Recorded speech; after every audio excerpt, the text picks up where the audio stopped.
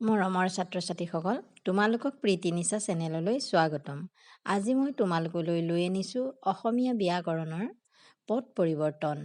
পদ পৰিৱৰ্তন কাক বোলে আৰু বিশেষ্য পদৰ পৰা বিশেষণ পদলৈ নিয়া।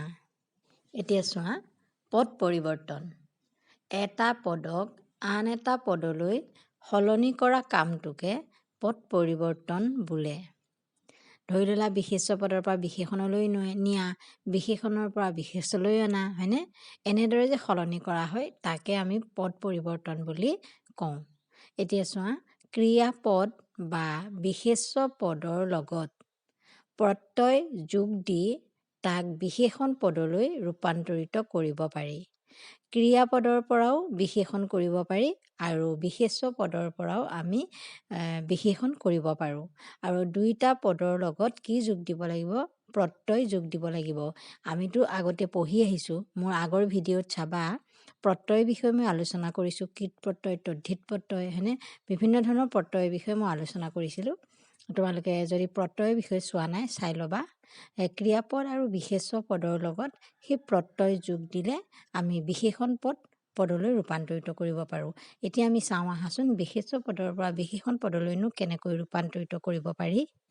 বিশেষ্য পদ অনুষ্ঠান, বিশেষণ পদত হয়গৈ আনুষ্ঠানিক।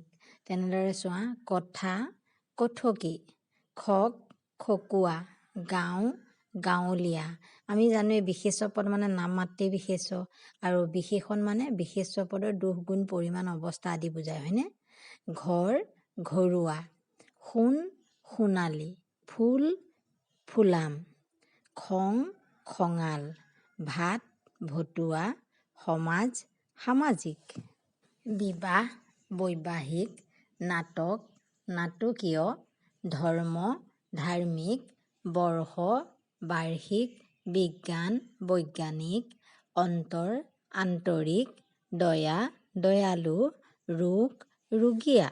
এতিয়া চোৱা, গুণ, গুণী, কপাহ, কপাহী, পানী, পনীয়া, পেট, পেটুৱা, ধাৰ, ধাৰুৱা, দেহ, দৈহিক, খাৰ, খাৰুৱা, প্ৰেম, প্ৰেমিক, জগত, জাগতিক, মুখ, মৌখিক। ছাত্ৰ-ছাত্ৰীসকল, পদ পৰিৱৰ্তনৰ ভিডিঅ'টো মই আজিলৈ ইমানতে সামৰিছোঁ। এইখিনিতে মই এটা কথা কওঁ, পদ কি, পদ কেই প্ৰকাৰৰ, বিশেষ্য, বিশেষণ, সৰ্বনাম, অব্যয় আৰু ক্ৰিয়া, এই সকলোবিলাকৰ মই ভিডিঅ' বনাই থৈছোঁ। আৰু এইটো ভিডিঅ'ৰ ডেছক্ৰিপশ্যনত মই সেই ভিডিঅ'সমূহৰ লিংকটো দিম। তোমালোকে যদি চাব বিচাৰা চাব পাৰিবা। ধন্যবাদ।